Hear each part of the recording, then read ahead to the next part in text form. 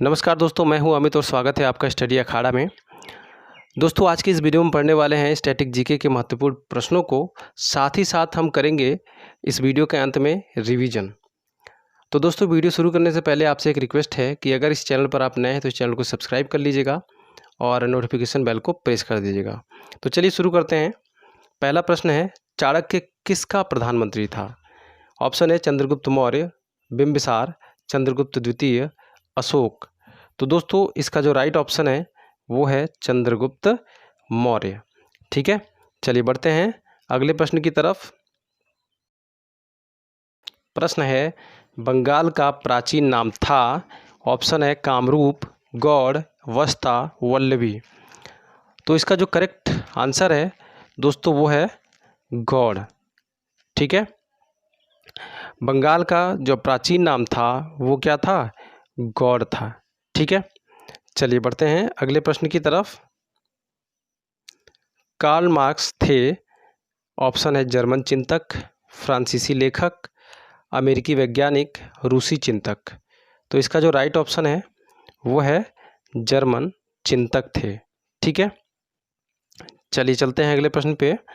संसदीय प्रणाली में कार्यपालिका का वास्तविक प्रधान कौन होता है? ऑप्शन है प्रधानमंत्री, राष्ट्रपति, मंत्रिपरिषद, उपराष्ट्रपति। तो इसका जो राइट ऑप्शन है दोस्तों वो है प्रधानमंत्री। संसदीय प्रणाली में कार्यपालिका का वास्तविक प्रधान कौन होता है? तो उसका प्रधान होता है प्रधानमंत्री। चलिए बढ़ते हैं अगले प्रश्न पे। भारतीय राज्य की प्रथम महिला मुख्यमंत्री कौन थी? ऑप्शन है विजय लक्ष्मी पंडित, नंदिनी सतपथी, सरोजनी नायडू, सुचिता कृपलानी। तो इसका जो राइट ऑप्शन है सुचिता कृपलानी है। ठीक है, चलिए बढ़ते हैं अगले प्रश्न की तरफ। एशिया की बंजर भूमि कहलाती है। ऑप्शन है बलूचिस्तान, थार मरुस्थल, मालाकस और इनमें से कोई नहीं। जो राइट ऑप्शन है दोस्तों वो है थार मरुस्थल। चलिए बढ़ते हैं अगले प्रश्न की तरफ। मौलिक अधिकारों में संशोधन करने के लिए कौन सक्षम है? ऑप्शन है राष्ट्रपति, संसद, लोकसभा, सर्वोच्च न्यायालय। तो इसका जो राइट ऑप्शन है वो है कौन? संसद है। ठीक है, मौलिक अधिकारों में संशोधन करने के लिए कौन सक्षम होता है? तो संसद होता है। ठीक है, मौलिक अधिकारों सहित संविधान के किसी भी भाग में संशोधन का अधिकार अनुच्छेद 368 के तहत संसद को प्राप्त होता है। कौन से अनुच्छेद? अनुच्छेद 368 के तहत। ठीक है, किसको ये अधिकार प्राप्त है?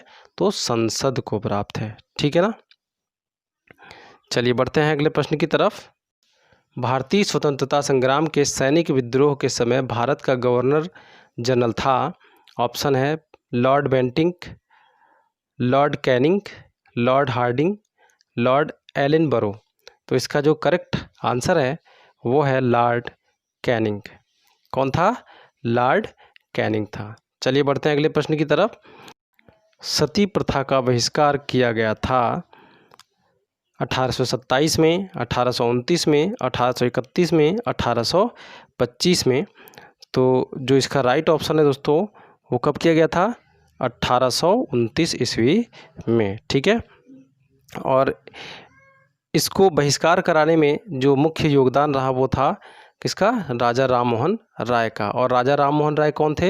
ये ब्रह्म समाज के संस्थापक थे। ठीक है, और इन्हीं के अथक प्रयासों से लॉर्ड विलियम बेंटिक ने इसको 1829 में क्या किया था? अवैध घोषित कर दिया था। ठीक है, चलिए बढ़ते हैं अगले प्रश्न की तरफ।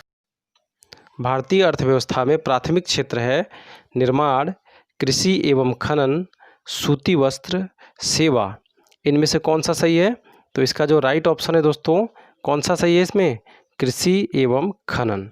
ठीक है, अच्छा, तो भारतीय अर्थव्यवस्था में जो प्राथमिक क्षेत्र है, द्वितीयक क्षेत्र है, 3 क्षेत्र इसमें सम्मिलित हैं। ठीक है, तो प्राथमिक क्षेत्र में तो ये आपका कृषि हो गया, खनन हो गया, ठीक है, और वानिकी हो गई, मछली पालन हो गया, मुर्गी पालन हो गया, पशुपालन हो गया, ये सब सम्मिलित होते हैं। द्वितीयक क्षेत्र में कौन सम्मिलित होते हैं? उद्योग, धंधे और फर्म जो होते हैं। ठीक है, और तृतीयक क्षेत्र में जल यातायात, वायु यातायात, रेलवे यातायात, बैंकिंग, बीमा, सुरक्षा, लोक प्रशासन, होटल, जल आदि ये सब इसमें सम्मिलित होते हैं। कौन से वाले में? तृतीयक क्षेत्र में।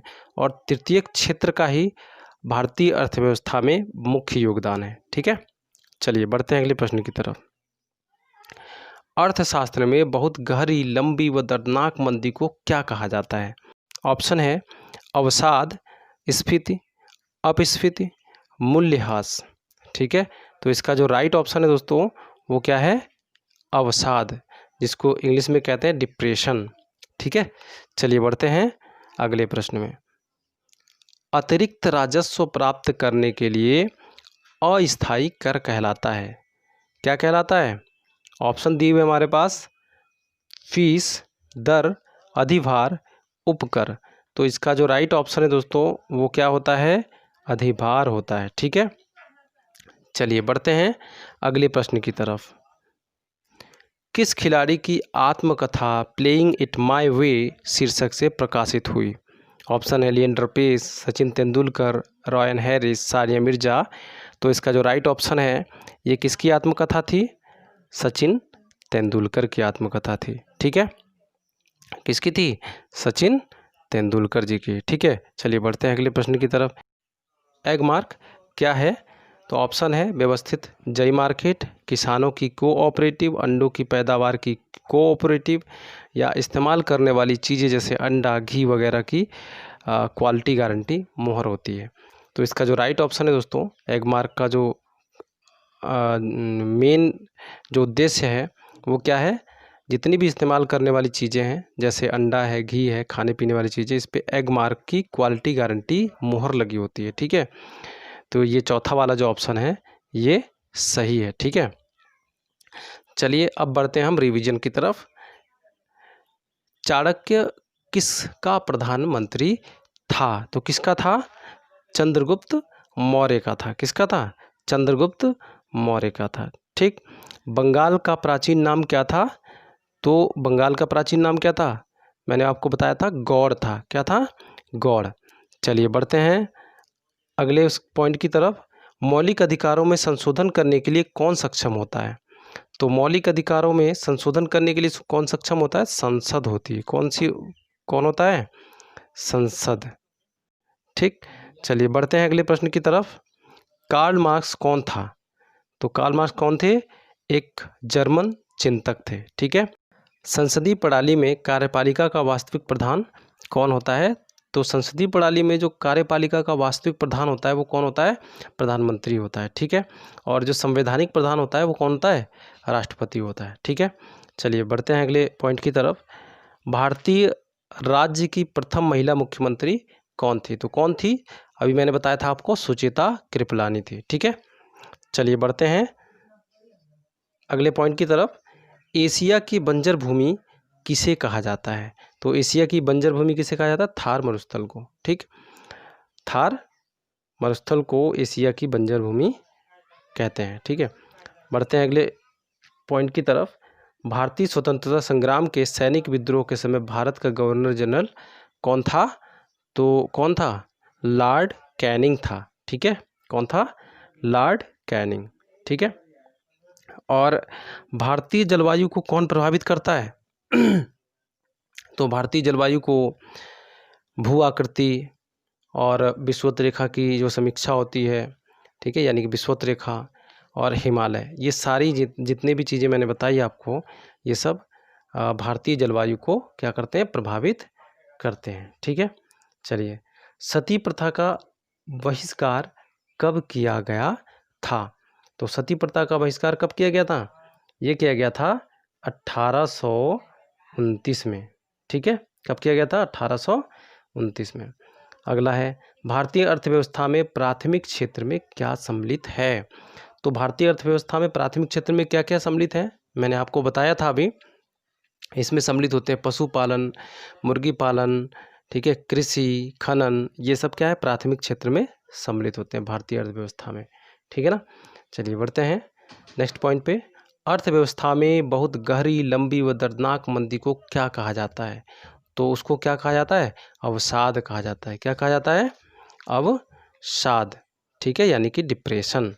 ठीक है ना, क्या कहा जाता है? डिप्रेशन। चलिए बढ़ते हैं अगले पॉइंट की तरफ। अतिरिक्त राजस्व प्राप्त करने के लिए अस्थायी कर क्या कहलाता है?